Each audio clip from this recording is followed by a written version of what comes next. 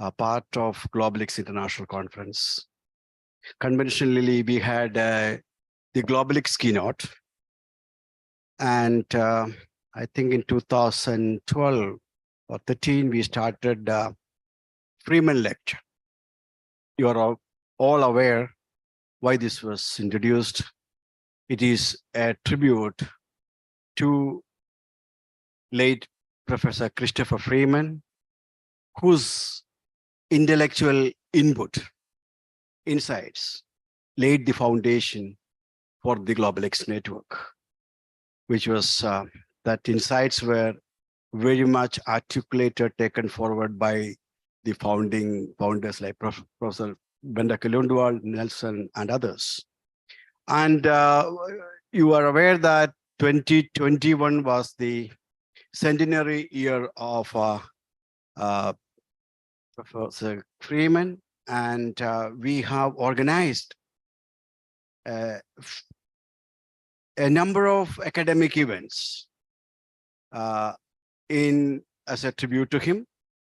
We have seen a special issue of innovation and development, wherein our keynote speaker today, along with Judith Sat, took the lead role, and we have seen in research policy a special issue and a series of other events. So this particular lecture is in continuation of our tradition of tribute to Professor Christopher Freeman. And I would also like to say two things, because the audience are yet to come. And I also am not very sure what is the role of a person like me here. I'm not very clear. It's not very clearly laid down in the Globelics manifesto. So we have to clear it down.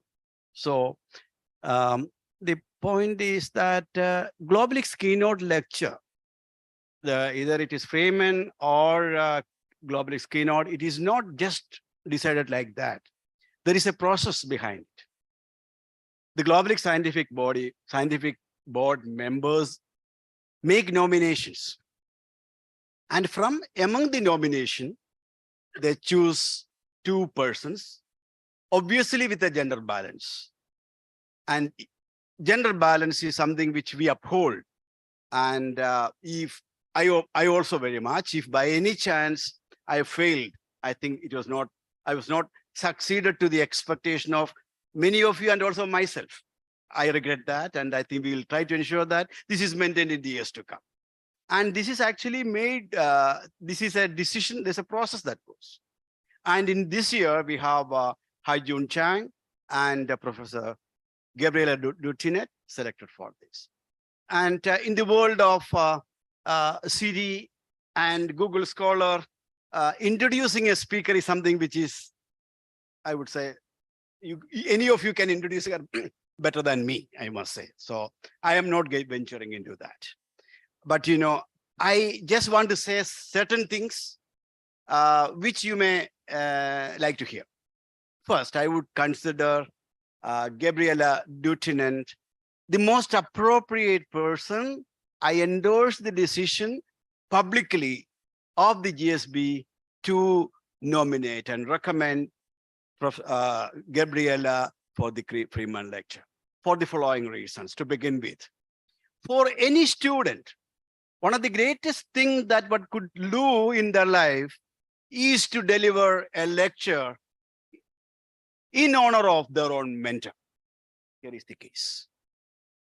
And naturally, that person has to have certain academic credibility and credential. And we, as academia, we all work very hard to leave in others' footnotes. That's our motto. That is what Google Scholar and et cetera, et cetera.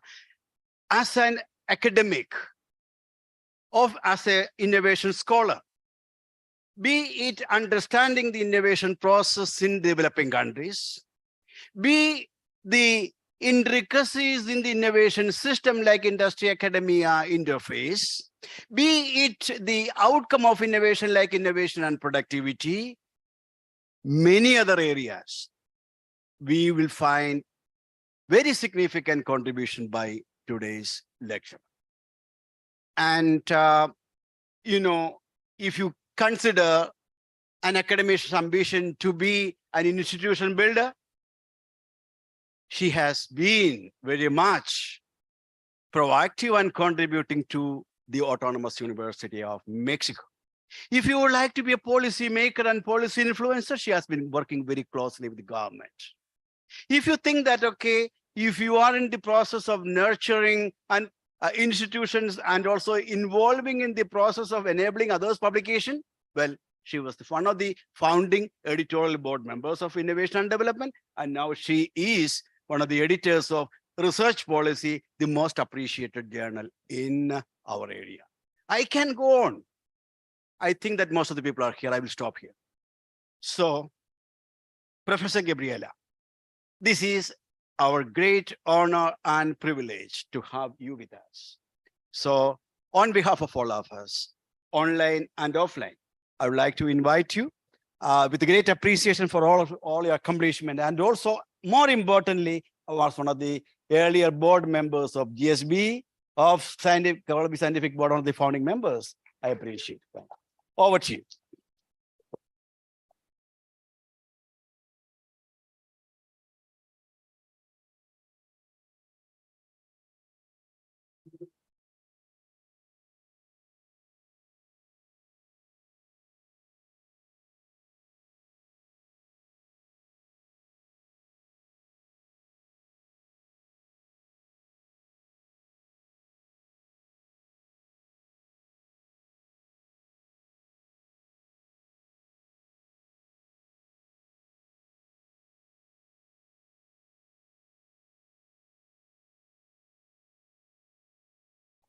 Yeah. Okay.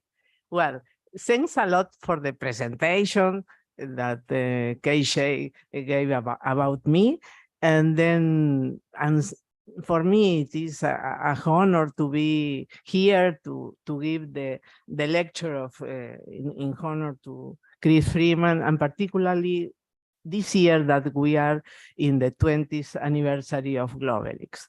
Globelics has been very important for my career. When KJ was mentioning many of the things that I made over many years until now, many of these activities were related to Globelics.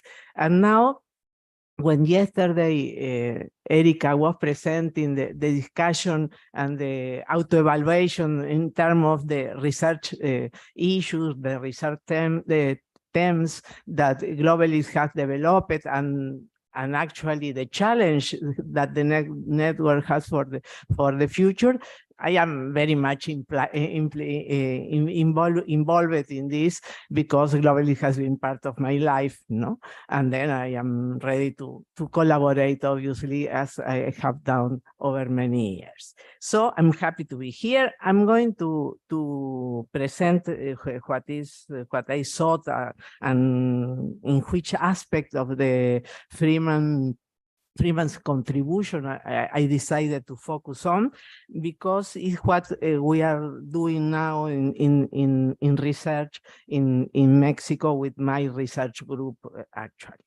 So I am back to the origins, because I am not going back to Schumpeter, but I'm going back to Chris Freeman. So the name, Coevolution of Subsistence, of Society, Innovation System, and Development, what we have learned from Chris Freeman in relation to this. So the literature on national innovation system emerged in the 80s, at least with the focus that we have now, and it is connected to Chris Freeman. Freeman was particularly interested in understanding how this system changed over time. And he wrote several papers that we don't go back to them, but he wrote several papers where he was building his vision about national innovation system, and a book on Japan that it was the most the book that everybody knows about him. But there is a paper, actually it was a working paper that he wrote in 1995 that was called History, Coevolution, and Economic Growth.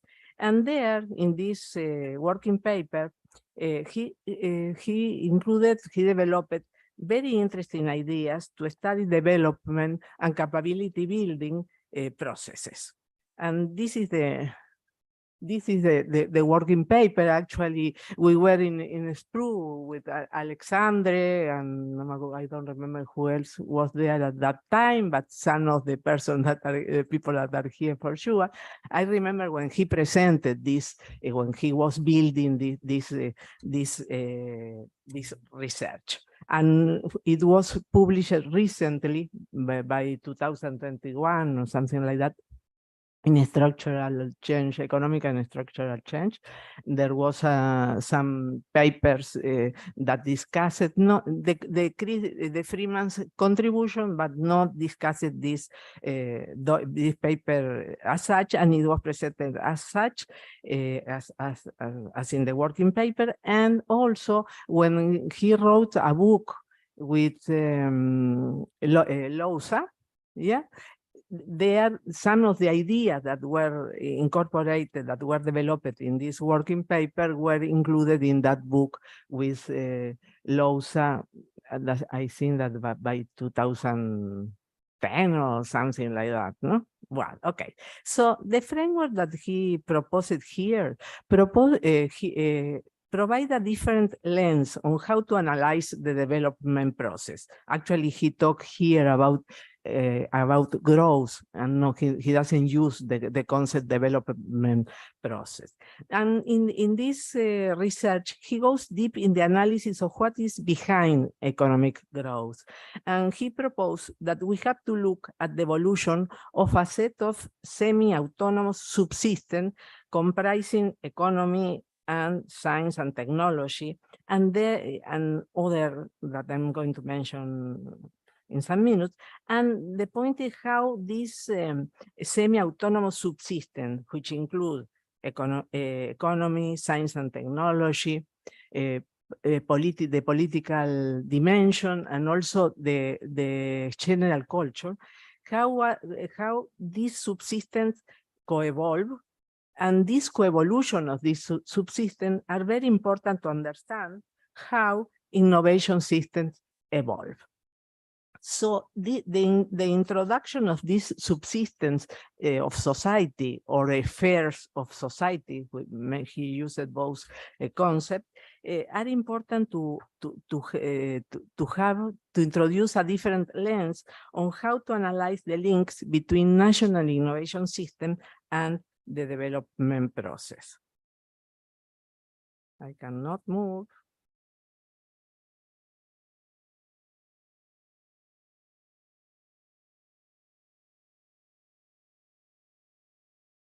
Okay.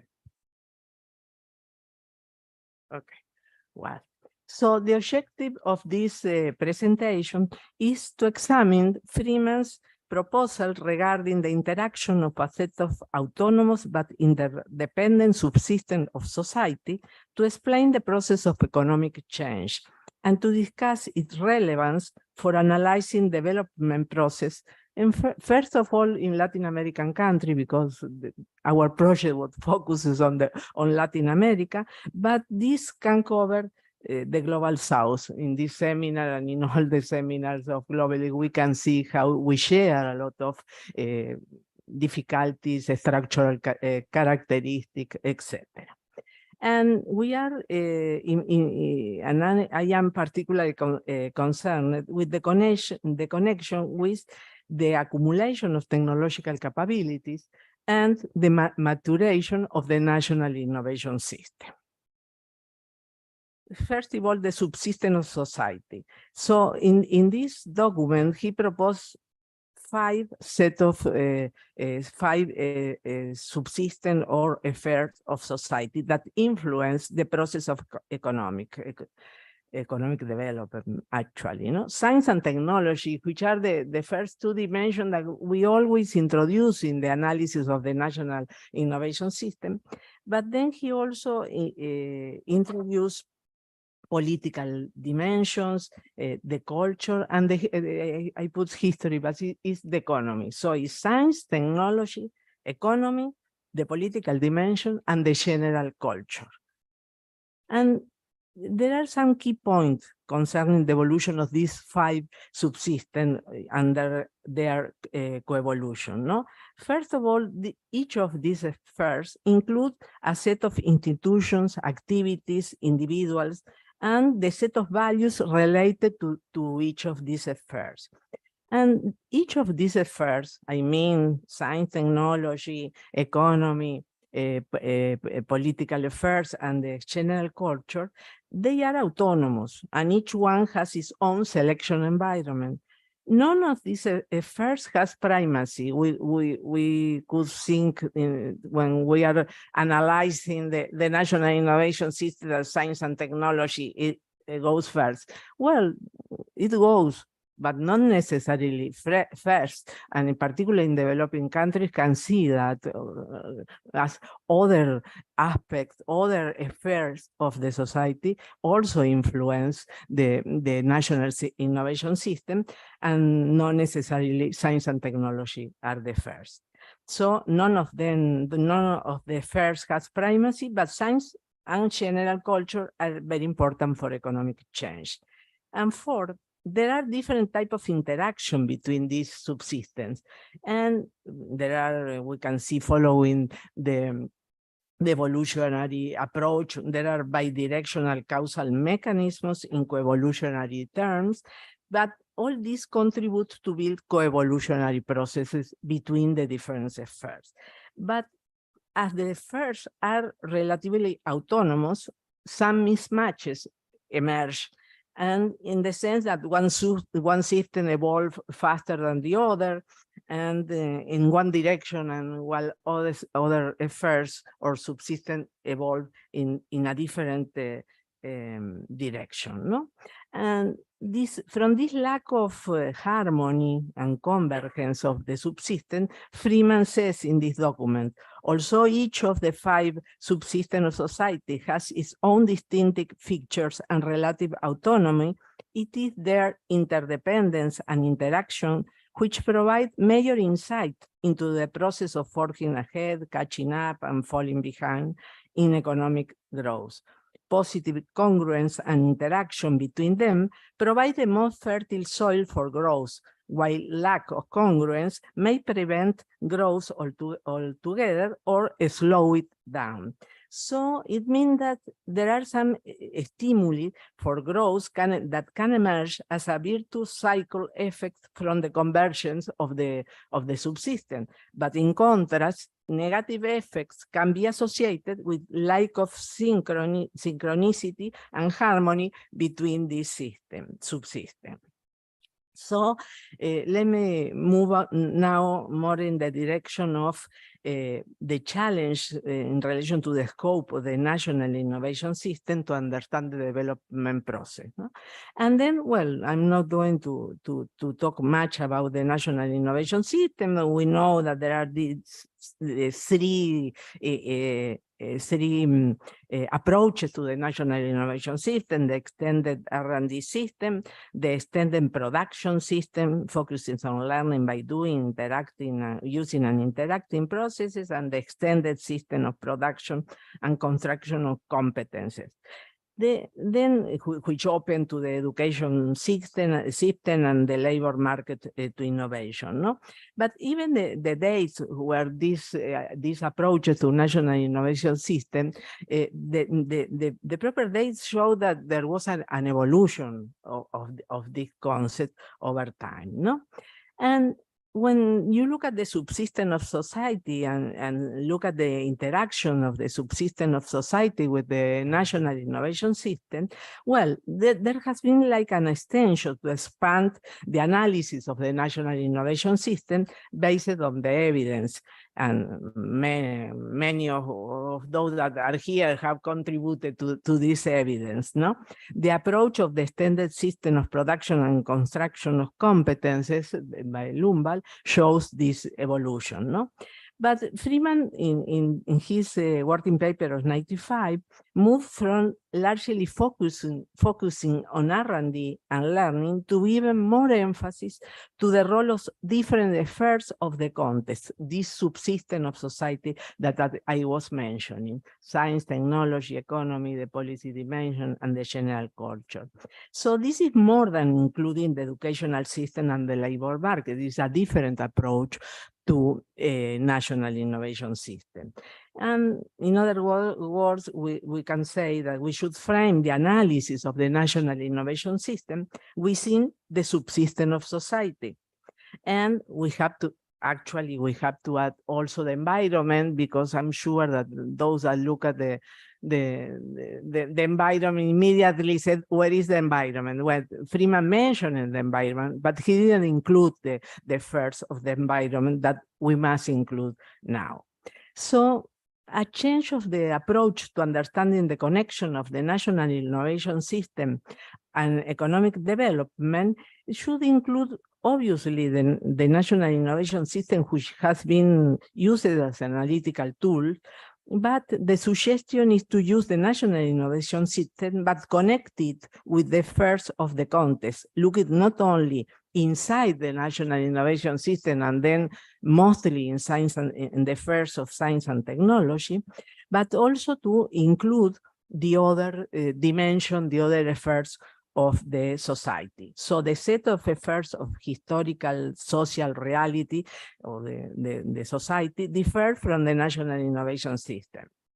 So the historical social reality is made up of different affairs related to economic, social, scientific, science and technology, political, cultural, and we add environmental activities. No? The national innovation system, in contrast, is made up of business, academics, government, financial sector, and civil society organization. But we usually we don't include, for instance, the culture or the political aspects in the country that we are analyzing. So there is not a deterministic, relationship, nor is there a hierarchy of analytical level between the national innovation system and the affairs of society. Then the NIS focuses on the production, transfer, and use of economically useful knowledge. But in this process, we have to frame the national innovation system in the context of this, in these different affairs of the context. And we have to analyze how they evolve and co-evolve with the affairs of the society that I was mentioning. Then to understand the evolution of the NIS, we would have to connect the NIS with the evolution of the affairs of the context. And then for that, we need to study the history of each of the affairs, the institutions, the individuals, and the actor related with each of these affairs. And we have to make a reasoned story in the sense a la Freeman, no? In the sense that Freeman used this approach, the reasoned story. So, but the incorporation of the context in the analysis of the national innovation system, previously in the analysis of the accumulation of technological capabilities, particularly in Latin America, is important. There are groups of colleagues that have worked on that. For instance, Jorge Katz, which is the first. I don't know why it doesn't appear the name there. It doesn't matter. He argued that the context matter, and macro, micro, and micro, they are intertwined. No? And then he argued that firms' economic and technological behavior respond to changes in the macroeconomic context. From very early in 1986, 1987, the first document that we read about Jorge in relation with these issues, no? And he focuses specifically his attention on market variables related to the competitive environment. He didn't analyze the culture, he didn't analyze the the political dimension, but he, yes, included the economic context. Veracruz, that here in his thesis, the PhD thesis, he also introduced the role of the context when he analyzed the change from the industrialization, import substitution industrialization processes to the opening up of the economy in Mexico. Valeria Arza, in her PhD thesis, analyzes in the case of Argentina, basis of microdata. She discusses the negative effect of macroeconomic uncertainty on firms' investment behavior in R&D and machinery.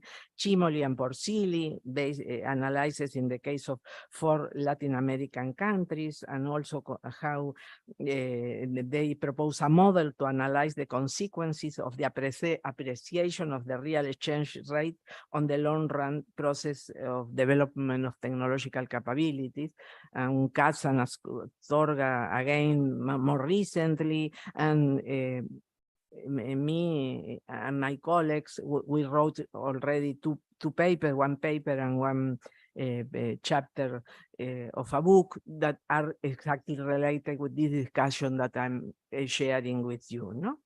And there are also, we have to recognize that colleagues from another region also are working in relation to the cost. In Latin America, there was a large group of research that focuses on the role of the context. But for instance, Russia, that he's not here in this conference, but he analyzed with other colleagues 4 systemic pillars presented in the context in which companies compete in the case of Malaysia, and others that analyze using multi-level analysis. No? So it means that the issue of the context, of some of the affairs of the context, has been in the literature and in the recent literature.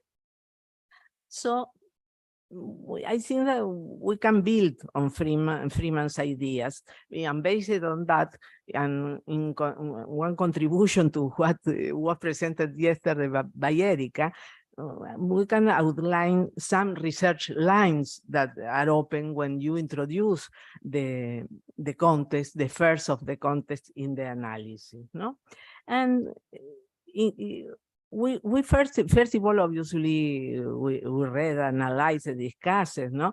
And the analysis of Freeman was based on England and the British and the evolution of the British industry. And then there are a lot of rich evidence on the role played by a set of institutions in each of the subsystems in England, no? And the evolution of the subsystem and the conditions under which the subsystem co-evolved in England. And also he describes some of the mismatches that emerged in the country, no? And Dossi and Nuvolari in 2020, that was this special issue that on Chris Freeman in economic and structural change. Well, so they said, no, they asserted it would be wrong to consider the Freeman's framework for reasoned history as a blueprint or as a recipe that can be simply taken off the shelf and applied to specific empirical cases. We cannot take it from what he said on England to what is happening in India, in Mexico, in Malaysia, or in Paraguay. No? The framework should be probably better understood as a list of ingredients or in terms of very broad guidelines. The actual application will naturally require much creative ingenuity in the handling of the different sources and the integration of quantitative and qualitative evidence. So basically with this idea that we have to be creative, and we have to be creative. I don't have solutions on how to analyze each of the first, but we can think about it. No? So one of the first research lines that emerged is how much similarities persist between the development process of countries and over what periods, and what recurring patterns that had been identified that no longer persist, and when and how do new patterns emerge. Another line of research can be to develop new studies that better identify and advance knowledge about the affairs of society. No? For instance, an analysis of the coevolution of the affairs in one country, given that they are semi-autonomous, the identification of the condition of synchronicity, harmony, and convergence capable of generating a virtuous cycle effect in development process is also welcome. Some research questions related to that, what institutions are relevant in each subsystem and favor variation, selection, and retention processes, what institutions favor positive bidirectional mechanisms and which hamper the negative ones, or how to analyze the interrelationship, I mean the bidirectional mechanisms, between the subsystems. Something that Freeman did not discuss, but it seems to be a substantial advance, is to identify thresholds in the evolution of this subsystem and how this, what are these thresholds to be able to give a jump, no? And in the subsystems, in each subsystem and in the subsystem as a whole. So also new metrics are required, no? Radosevic and Joruk are mentioning all the time the problem of the lack of metrics to measure technological capabilities, no? But this is a problem that persists if we want to compare, to analyze these affairs of society, and if we want to compare between countries, some sort of metrics are needed. There is also a lack of long-term indicators related to the subsistence, particularly of politics and culture, and in developing countries. Today, nowadays, at the international level, there are some surveys that are run in the area of governance, etc. But we don't need all the information and the specificity of the information that we need. For that reason, case studies are welcome, and historical studies are much more welcome in these cases, as I mentioned here, because as Dossi and Nuvolari said, we need a lot of creativity in the research design to integrate different sources of evidence. So initially we can think case study, definitely. Longitudinal studies, definitely, because we want to identify the history of these efforts to try to identify points, the thresholds and jump in these stages, at different stages. Econometric analysis or longitudinal data or co-integration model. One of the paper that we published was related with the use of a co-integration model for a 45 years for 18 countries, something like that, trying to start thinking in this direction. No? The last one is development process can advance, but overall, a purposeful activity, strategies, and policies are required. Our knowledge on the role of policies and of purposeful activities for development is very limited. We need knowledge about how to design and implement policies that stimulate the evolution of each subsystem, but above all, that stimulate their coevolution. In other words, a synchronous and harmonious development of all subsystems. Some authors have explored in this line. I remember a paper by Sotaragua and Rivas in 2006, exactly in this direction. No? But also the approach of the mission-oriented policy of Mazzucato, well, go in the direction of the purposeful project, no, and policies. So Freeman opened many lines of research, and each time that we read him, we find different insight, no, that we can see, or perhaps because we have more knowledge about our realities, is that we identify different ideas there, no? We have to be creative to explore our realities. This is our responsibility with our societies, and Globelics is undoubtedly an excellent space for the emergence of this type of creativity. And that's it.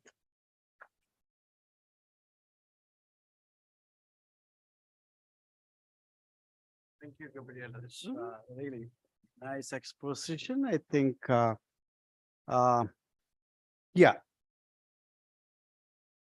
Thank you very much. I think I'm not here to repeat what it is a very lucidly presented keynote. And I think the contribution of Christopher Freeman to the dynamics of economic development and the role of technological capability building in the process could not have been better exposed.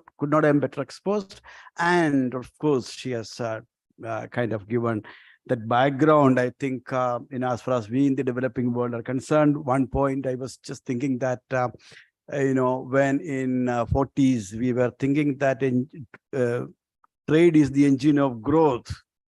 And we were very much familiar with the Frederick List's contribution in terms of infant industry protection.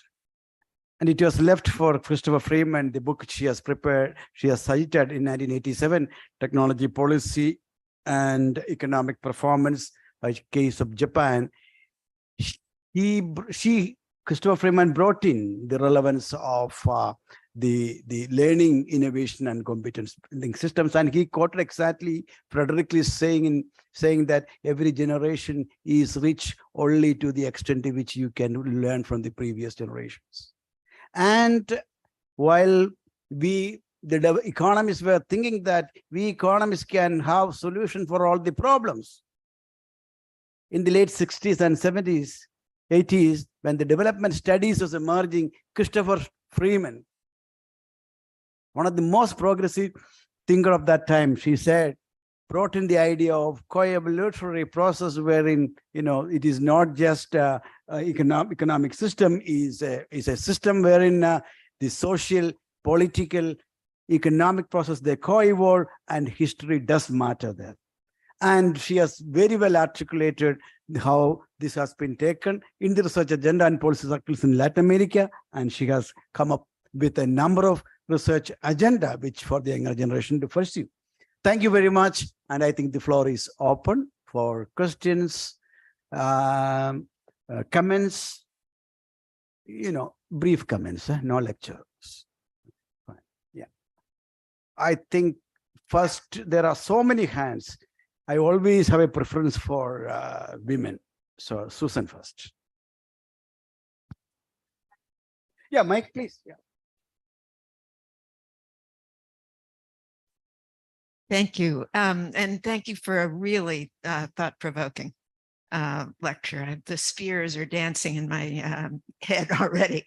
One of the things that really struck me, thank you for reminding us how much Freeman valued history, knowing history, living with history as part of our analysis, because that's also something that Dick Nelson brought to a very interdisciplinary person who really couldn't do his economics without the history along with it.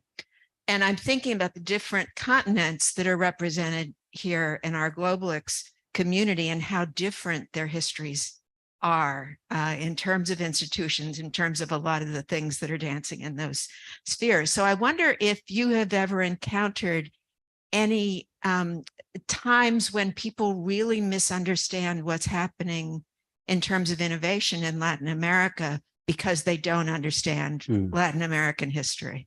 And all of us in the room can think about that question in relation to our own continents too. But I wonder if you had any examples where you just say, wow, they really got that wrong because they don't understand this about Latin America and where we come from. Yeah, I know you must be tempted to answer. Please control your temptation. And on the left side, this is Professor Joe. Yeah. Thank you very much. And of course, I was at Sussex at the same time.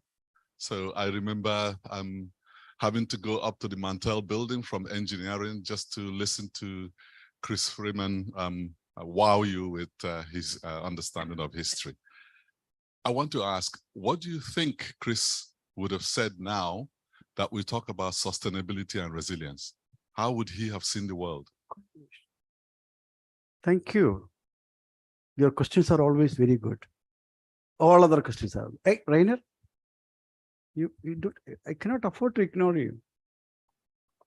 Yes, thank you very much for the excellent presentation. Too much comments which somehow points that strike me in your presentation because they also related to our conference here today. Microphone closer to your mouth. Okay, now it's working. Great. So first impression, I of course liked it when you also added the environment, having been working on that very long. I think under the impression now of the times we are living right now, if I think also about the special session we had about India's G20 presidency and the geopolitical issues, perhaps we in the future also have to think that we have to look at the subsystems, especially of geopolitics, which might evolve as well. The second thing that reminds me, if I read here, Globelics International Conference, innovation driven by knowledge economies and transformation in the global south. I think in the current debate, we look much stronger about transformation, not only innovation in a single innovation system, but on transformation. And I think what Chris really was already showing us many years ago is that we indeed need these co-evolutionary look on these subsystems, because that's exactly what I think distinguishes analyzing transformations from analyzing innovations within a system. So I think somehow we will come back much more to what Chris was giving in that lecture, and great that you, Gabriela, pointed that out to us. Yeah, I think this is enough. The more heavier questions are on the way. Yeah, you answered this.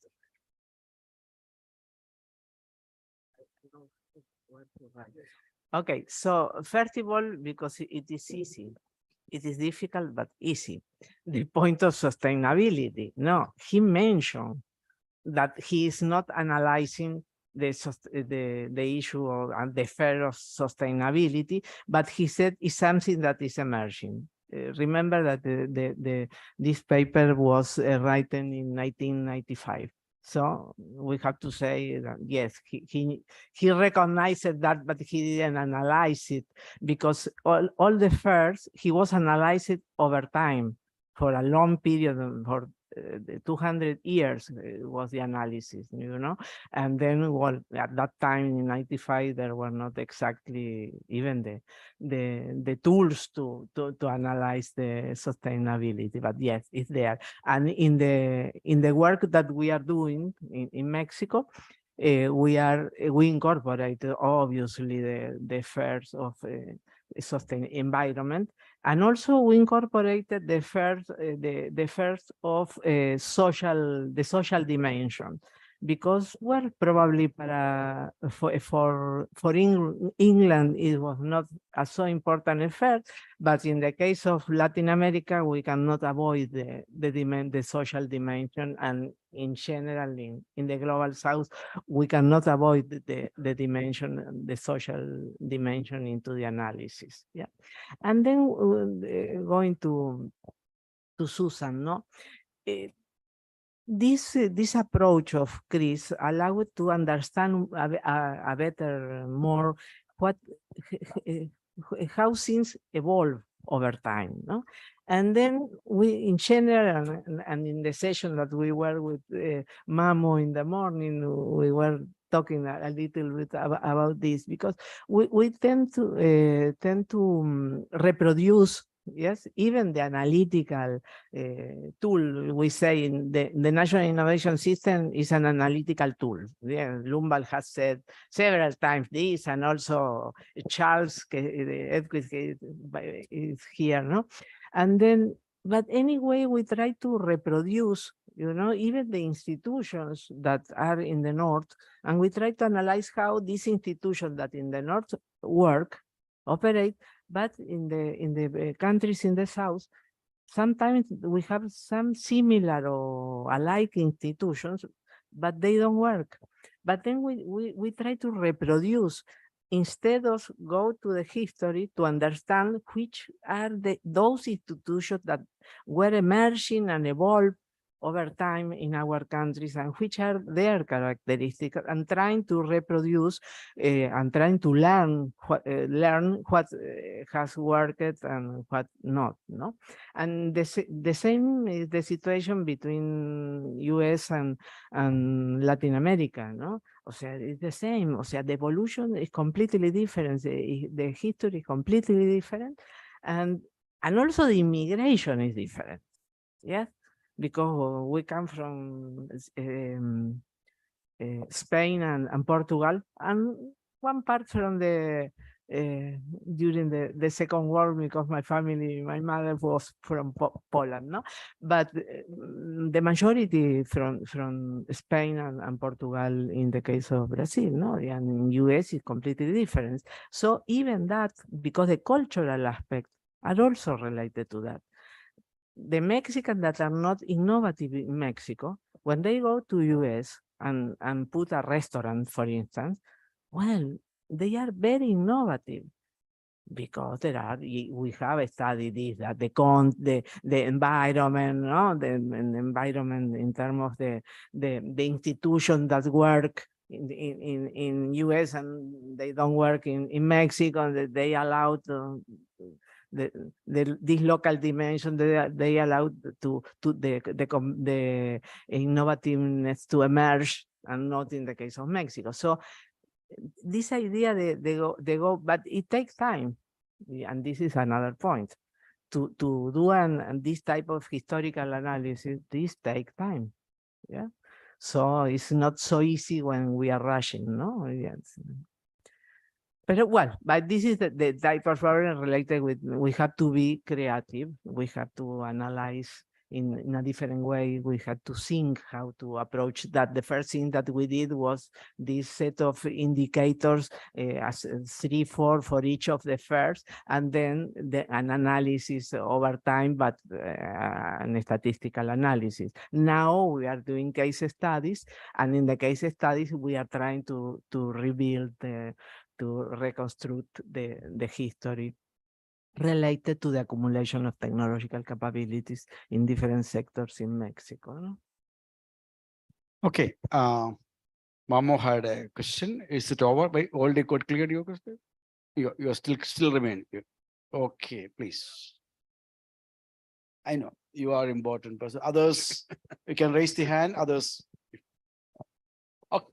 You want to give chance to Mamo. Yeah, Mamo. Yeah. One thing, but Just give the mic over. the analysis of Freeman was an analysis of transformation, because he analyzed over time the evolution and the transformation of the institutions.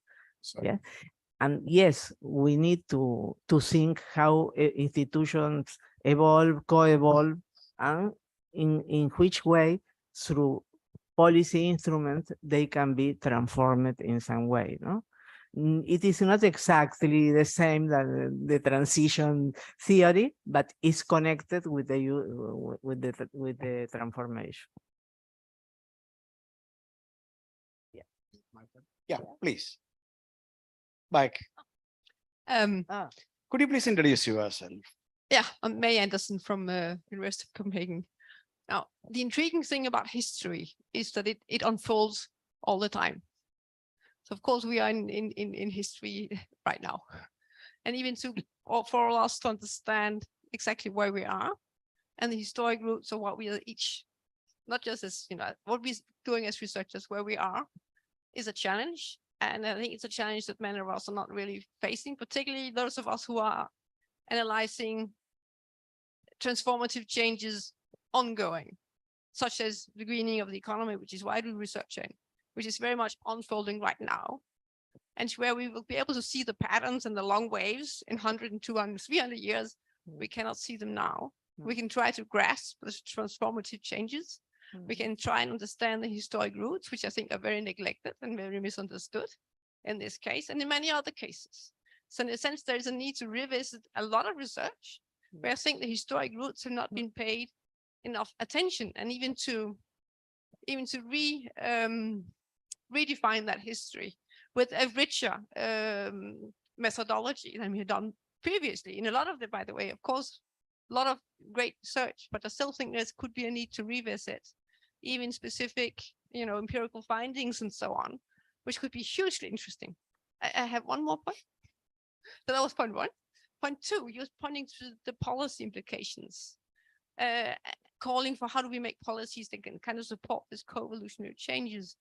And I agree entirely. And again, the greening as a case that I personally, struggle with in all its immense complexity and impossibilities, so to speak. And the problem is, of course, that policies like research are specialized and fragmented. And we even had different policy domains that are, competing each other and so on, both at national and international levels. So in a sense, we're asking for the impossible, which means we shouldn't, of course, give up, but at least realizing the challenges. Okay. So let's have a few more questions of that we can respond. Yeah, Yeah, I can say something. Mamo cannot be ignored. Yes. Just, I don't know how many of you know, but Chris Freeman was my supervisor, my PhD supervisor. And I was, sincerely speaking, I was very lucky to have him, because when my Rajesh has seen my thesis, it was too much. I wrote over 700 pages. It's in the British Library, you could look at it. But the last 3 months, I was crazy. I really was. You know what he did? He used to come from Lewes, from Brighton to East London, and used to cook food for me. He fed me for 3 months. I have never seen a person like that. He was like a father. Amazing. So when the first Freeman lecture, the Globelics also did it. And Alan Freeman, his son, and me were Jawaharlal Nehru University. We did it. Faiz was there, Bahaduri was there, all of you together.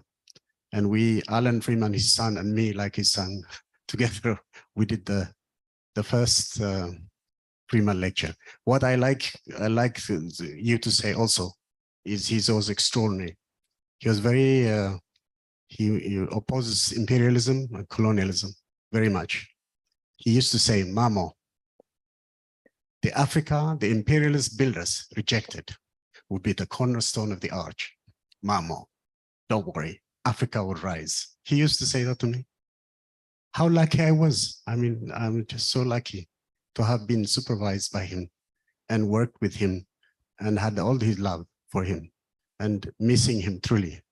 Now, the question I will ask now is, if Chris Freeman is now, with the problems the world is facing now, do we need to now go through national, sectoral, technological, all this innovation system, or should we now go, how do we more solution-based sustainability, all right? All right, resolving matters of health challenges, economic challenges, social challenges, environmental challenges. If we have to do that, is there any way to unthink, to rethink, unlearn, to relearn, undesign, to redesign, unengineer to engineer an entire logic, a social innovation system, totally different from the kind of innovation system we are.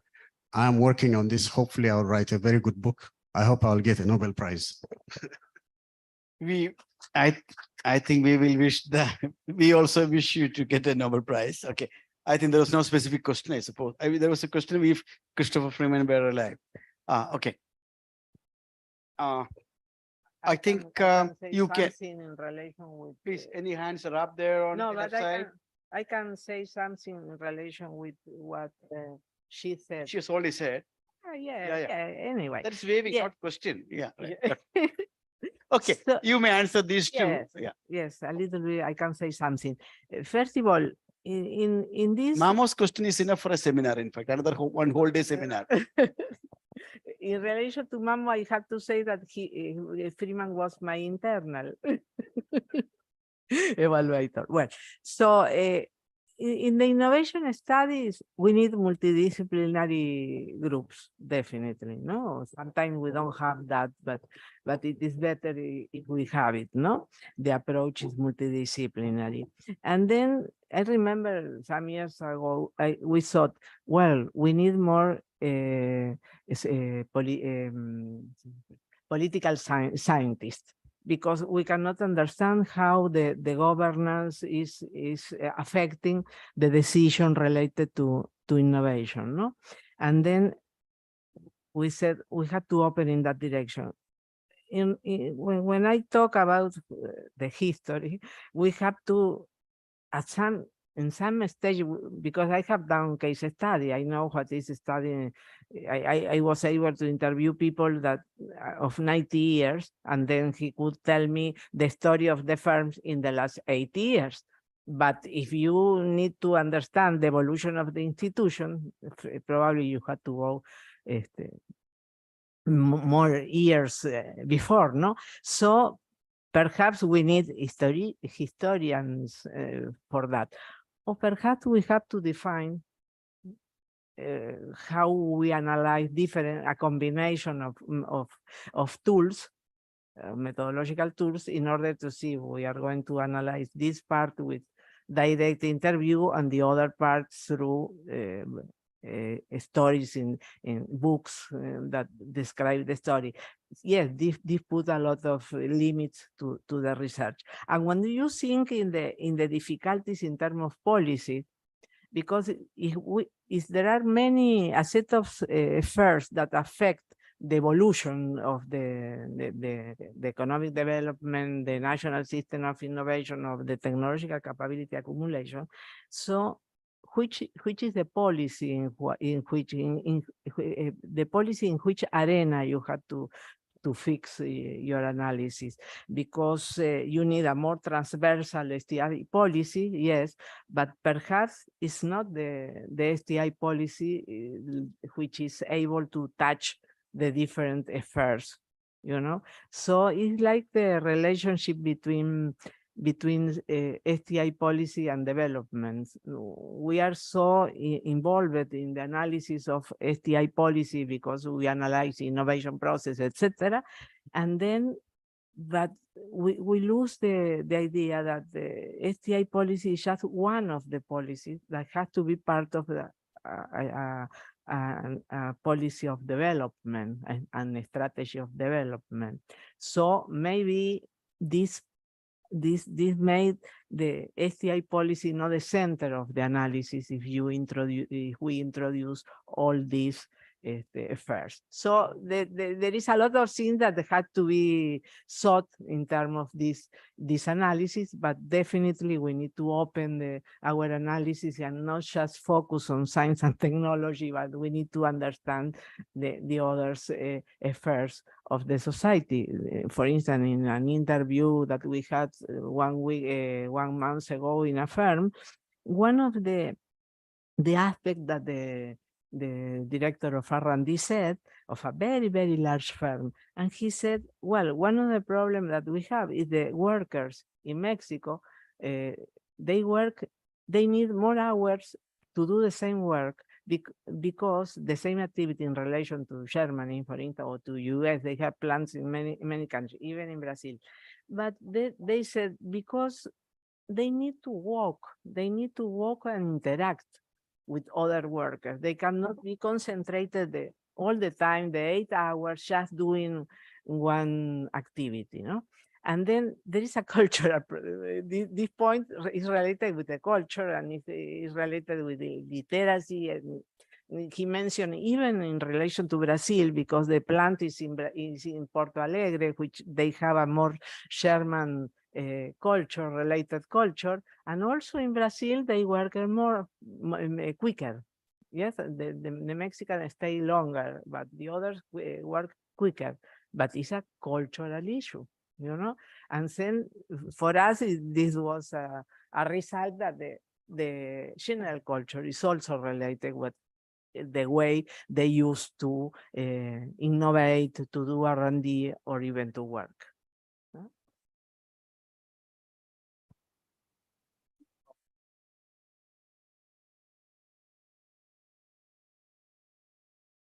We have successfully exceeded the 8 minutes. So I think we must stop now. Every good thing comes to an end. I think it was a wonderful lecture.